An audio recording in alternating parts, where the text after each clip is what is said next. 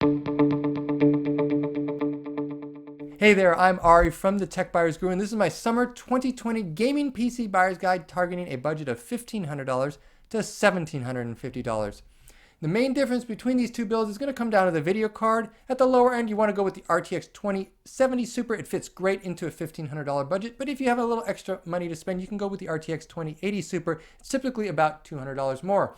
Either way, you should be going with EVGA at this point. It's what I use with all my builds, not just because of their great customer service and warranty support, but because of their 90-day step-up program, which is really important right now in the summer of 2020. What it allows you to do is step up within 90 days to a brand new card if something new hits the market. And rumor has it that NVIDIA will be launching its new Ampere line of video cards in the fall, potentially September or October, which means you may just hit that in 90 days and then get a brand new card at that point.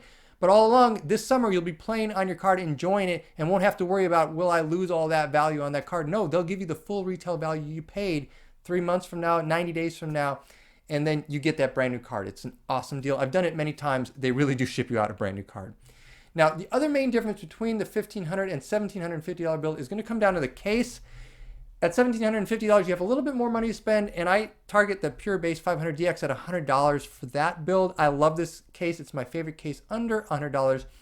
You get 340 millimeter fans. You get really great workmanship and a great build experience because of the fantastic interior design. You really can't beat it, but if you're spending $1,500 on a PC, you may want to spend a little less on the case than $100. So I'm going to have a couple recommendations from Cooler Master and Thermaltake in the video description below at around $75 to $80. So you can save a little bit more money and kind of try to stay closer to $1,500. Now, both of these builds will feature the same CPU. That's the Ryzen 7 3700X from AMD. It's the obvious choice under $300. You get 8 cores, 16 threads, and a boost speed of up to 4.4 gigahertz. It really is unbeaten under $300.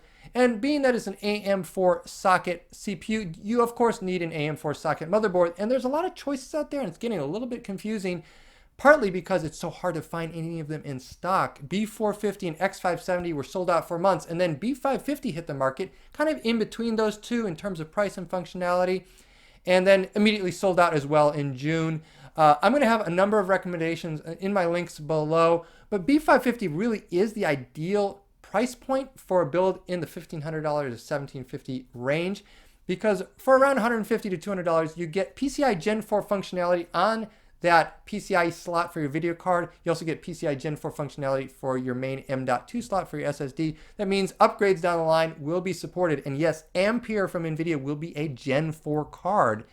So I am moving more and more towards Gen 4 slots, and B550 does that. I use an X570 board. Personally, I'm using Asus because I believe that their software does add a lot of value, even though Asus boards typically cost between $10 and $20 more than competing boards from Gigabyte, MSI, and ASRock. Typically, ASRock is actually the least expensive for the features, but perhaps doesn't have quite the same software functionality. So I like Asus, but they're all pretty good, and I will, of course, have a couple of recommendations down below.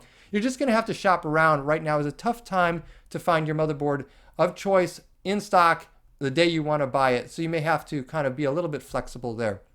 Now, speaking of things that have been out of stock, I'm going to jump over to the power supply over there.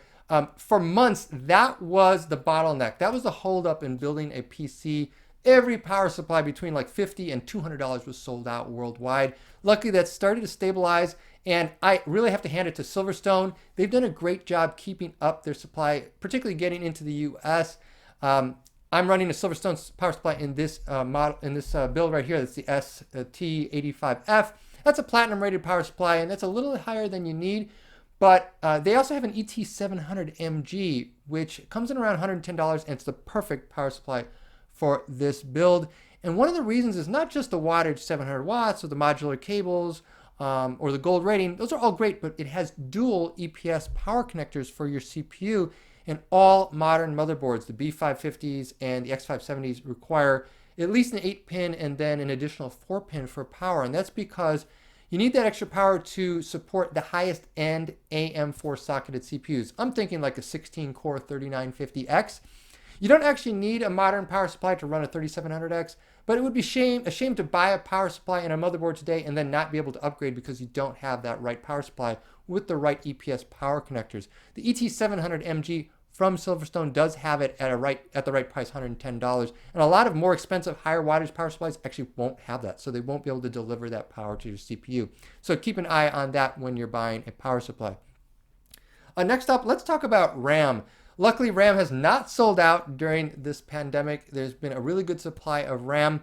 And I really like Patriot's line of Viper RAM, either their Viper Steel, which is kind of their simple heatsink. It still looks really good, but it doesn't have RGB effects. And then their Viper RGB, which of course adds RGB effects.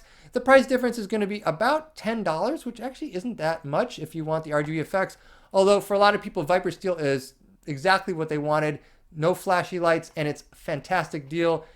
This is a 4000 kit, but for Ryzen, I recommend 3200 or 3600. That's typically around $75 to $85, depending on the speed.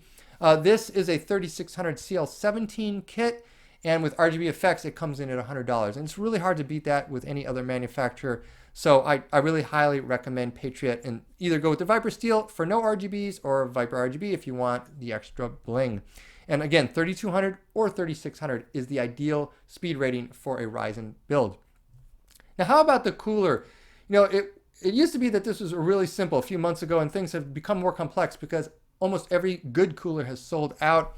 I've been recommending the Freezer 34 Duo after it won my Price Performance Award in my 120mm CPU cooler shootout. But then it basically sold out, and when it came back in stock, the price was suddenly higher. This thing is now selling for like $60 when it originally went for $45. At $60, it would no longer get the price performance crown. That would go to the Fuma 2, the one I actually have installed in this case. It's a $60 cooler, which also sold out for 2 months, and looks like it's finally returning to stock worldwide. I mean, it was sold out everywhere. You couldn't buy it in any country, anywhere in the world. Now, in June of 2020, when I'm shooting this, it looks like it's restocking. It's the best cooler under $100, and it's actually $60, which means it's an incredible value. It's my favorite cooler ever. I highly recommend it, and I recommend it for either build level. Yes, it puts me a little bit above $1,500 for the $1,500 build, but it's such a good cooler, and there's nothing else like at $45 or $50 that's worth it right now, unfortunately, with this going for the same price. So if you can find the Freezer 34 Duo at $45 to $50, it's a good buy, and I will post a link down below, but as I say, right now it's like $60 or $65, and it's kind of a no-go at that price. Fuma 2 is the winner. In terms of the SSD, you want to go with 1 terabyte. That's kind of as a baseline. If you have a lot of games in your collection, or you have a lot of other media you want to store, you might want to go with 2 terabytes. And the best deal for a gaming PC is to go with a PCIe-based M.2 drive using QLC NAND flash. It's a little less expensive flash. It uses an SLC buffer to perform nearly equivalently to a higher end SSD, and you only see a difference really in sustained sequential throughput, which is not something typical of a gaming PC. So there's really no reason to spend twice as much on a more expensive solid state drive when it doesn't actually benefit your gaming experience at all. So the best one that I've seen for the past 6 months is the Sabrent Rocket Q. Right now it's $120, and it typically is around $120, $130, and it really can't be beaten at that price point.